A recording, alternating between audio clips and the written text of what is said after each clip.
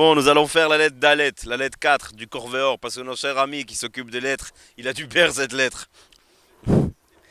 וכל זה היה בשבוע שלפני סליחות, et tout ça a été dans la semaine qui est avant les slichot. Parce que le Hadmor, Rabbi Nachman de Breslev, יצא לברסלב בימי אלול הקדושים כמבוא בחייו. Parce que Rabbi Nachman est arrivé à Breslev dans le mois de Elul, comme c'est écrit dans le livre Chaye Moharan. עיין שם, ביום ראשון של סליחות התחיל מוהרנת להכין עצמו לנסוע על ראש השנה, et le premier jour des slichot, Rabbi Nathan de Breslev il s'est préparé pour aller chez Rabbeinu sur la fête sur les jours de Rosh Hashanah. כי כבר נתוודע לו בהיותו בברסלב מהזרה שהזהיר מאוד האדמו"ר ז"ל. Parce que déjà quand il était à Breslev la première fois, il a déjà entendu cet avertissement de venir à Rosh Hashanah chez le tzaddik. והלך ושכר לו עגלה, il a loué une calèche, וציווה לבעל עגלה, il a dit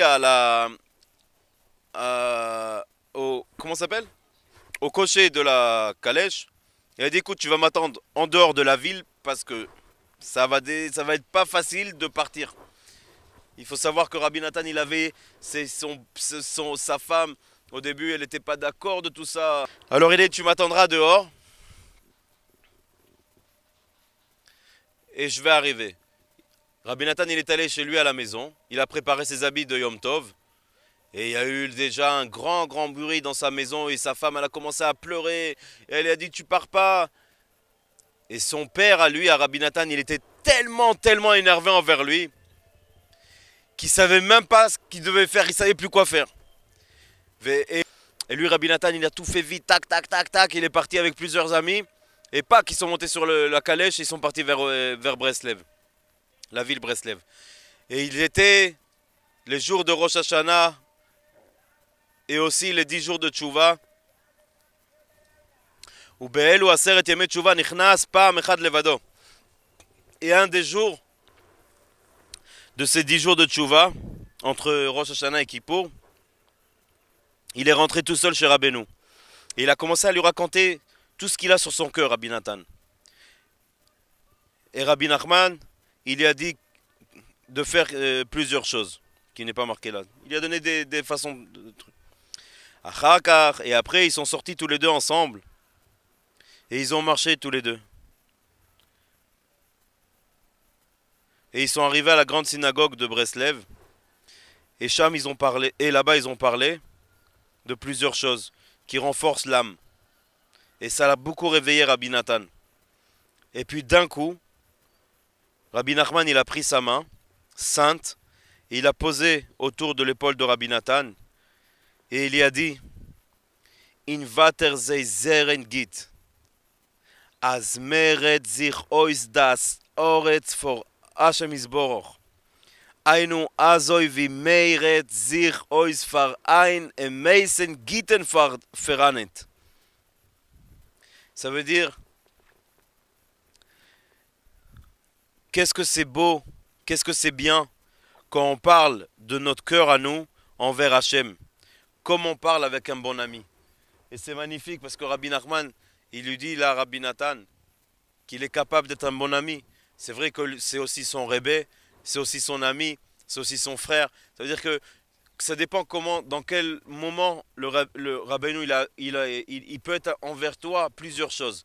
Et là, pour lui expliquer comment Hachem il veut qu'on lui parle comme un ami, alors il s'est mis lui à la place de l'ami.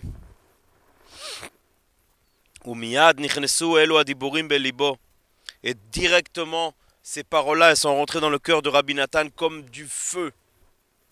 Et il a compris tout de suite que c'est le conseil, que sans ce conseil-là, on ne peut pas devenir un homme juif kasher. Parce que toutes les idées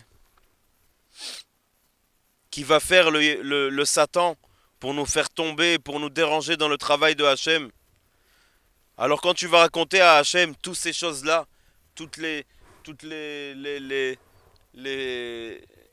qu'il a essayé de te faire et où tu es tombé, et quand tu vas raconter tout ça à Hachem, et tu vas demander à Hachem qu'il a de la pitié envers toi, qui t'aide de devenir un Isha Israëli, de devenir un homme israélien, pas israélien qui habite en Israël, c'est-à-dire un juif, un vrai juif. Aliédé Elo Adiborim, et grâce à ces paroles-là, Hachem, il va te rapprocher le plus possible de lui. Espérons que Bezrat Hachem, on se renforce dans l'aide des doutes, de parler avec Hachem, et que Bezrat Hachem, on puisse le raconter à Hachem comme à un ami, qu'est-ce qu'on est en train de passer, où on est en train de tomber, qu'est-ce qu'on a vu qu'il fallait pas voir, qu'est-ce qu'on a mangé qu'il fallait pas manger, qu'est-ce qu'on a senti qu'il fallait pas sentir, qu'est-ce qu'on a prié qu'on devait prier d'une autre façon et on l'a fait d'une autre façon.